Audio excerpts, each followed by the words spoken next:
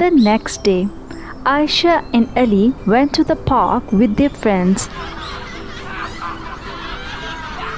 Ali bought a big box of cookies, and Aisha had her favorite fruit, apples.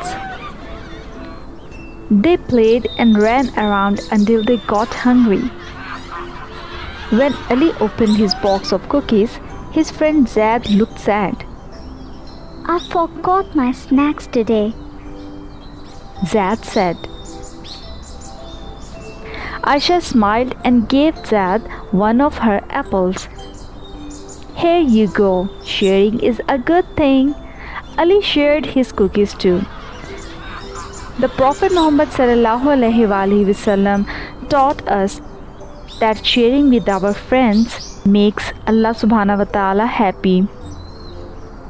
Zad felt better and thanked them.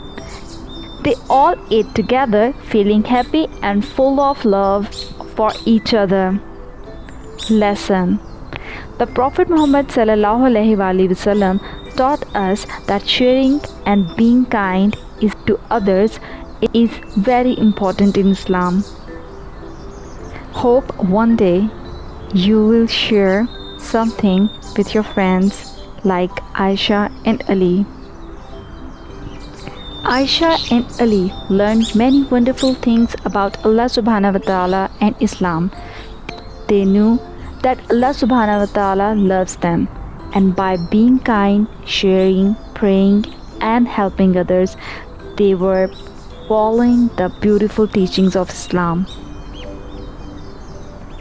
Every day we can do small things to make Allah subhanahu wa ta'ala happy, whether it's sharing, saying Bismillah or helping others.